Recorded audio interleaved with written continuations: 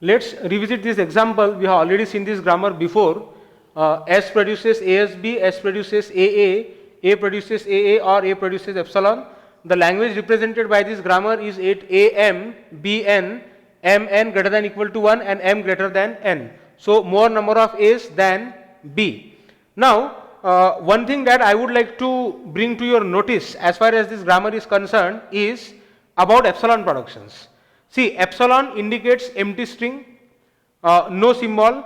A string of length 0 is denoted with the help of epsilon. A production of the format A produces epsilon is called as an epsilon production. Okay, and we would discuss in short about epsilon productions. See, first of all, we will see whether epsilon belongs to the language or not. First of all, now if you see the language, M comma N is greater than or equal to 1. That means minimum number of A will be equal to 1 and minimum number of B will be equal to 1. That means minimum length of the language will be equal to 1, equal to 1 plus 1 equal to 2. Or because we want M greater than N, the minimum value of N will be equal to 1. So I will write it down as minimum value of N will be equal to 1, and we want M to be greater than N, and therefore minimum required value of M will be equal to 2. And that is why the minimum length of W belonging to this language will be 1 plus 2 equal to 3. Okay, remember very well, the minimum length of the string belonging to this language will not be equal to 2, it will be equal to 3, because AB does not belong to the language. And the reason AB belongs to the language is it has equal number of A and B, whereas we want more A's than B in this particular language, and that's why we need to add one more A so that it fits into the language, and that's why minimum number of B needed will be 1 and minimum number of A needed will be equal to 2. That's why minimum length of the string will be equal to 3. And when we say that minimum length of any string belonging to this language is equal to 3, it means epsilon cannot belong to the language, and if epsilon does not belong to the language, then somewhere we can think that this epsilon production should not be needed. And let's see why I am saying epsilon production should not be needed. I will write down an equivalent grammar, a grammar generating the same language like this. Say S produces ASB, S produces either A capital A or A, and after that A produces A capital A or A. Now if you observe, these two productions are very similar. Whatever strings can be generated with the help of this grammar can be generated with the help of this grammar. However, this grammar is free from epsilon productions. Okay, and we can see if epsilon doesn't belong to the language itself, there is no need of epsilon in the grammar, because epsilon is not there in the language. Epsilon should not be there in the grammar. However, we used epsilon in this grammar for the sake of convenience, or the logic forced us to use epsilon. But if we rethink over the grammar, then we can think that we can say that epsilon can be eliminated, and this is the example. Now see here, if we want to generate single additional A, what we will be doing? We will replace this S with A capital A, and then we replace this A with epsilon. Here what we will do, we will directly replace the S with A.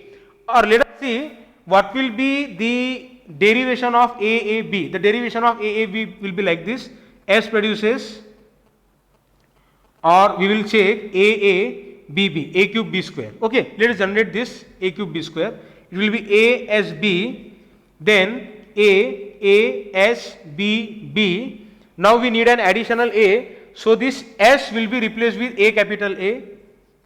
So it will be AA, small a, capital A, B and B, and then we want to stop because we have got the desired numbers of A and B, and therefore we will replace this A with epsilon, and that is why the next production to be applied will be epsilon production A, B and B. Here this A has been replaced with epsilon. So see in what order we are applying the productions. This is production 1, then production 2, then production 3, and then production 4. Now if you want to generate the same string in this grammar, then it can be generated like this. First of all, we will start with S produces A S, B, then you apply a recursion, you will get A, S, B, B, and now we need just one additional A, so we will directly replace this S with A so that we get A, B and B. Now as you can see, the string obtained in both the cases is equal to A cube B square. However, this particular production or this particular derivation needed us to apply an epsilon production. However, this derivation doesn't need any epsilon production to be applied. This S is directly replaced with A. Herein the S was replaced with AA and then that A was nullified. So the sequence is you replace this S with A, capital A, and you then replace this A with epsilon to get small a. Here we directly replace the S with terminal A. So what point I am trying to make here is, let's not worry about how to remove epsilon productions from the grammar. We will be having a very separate and very detailed discussion on removing epsilon productions from the grammar. However, you need to remember just two things. First of all, what do we mean by epsilon productions? So a production of the format A produces epsilon, any single variable produces epsilon will be called as epsilon production.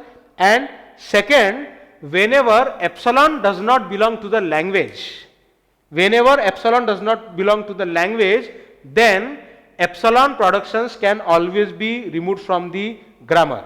Or what we can say, if epsilon belongs to the language, then you cannot completely remove epsilon productions from the grammar, because epsilon is there in the language, then epsilon must also be there in the grammar. However, if the language is epsilon free, then the grammar can be made epsilon free. And when I say the grammar can be made epsilon free, I mean to say epsilon productions can be removed from the grammar.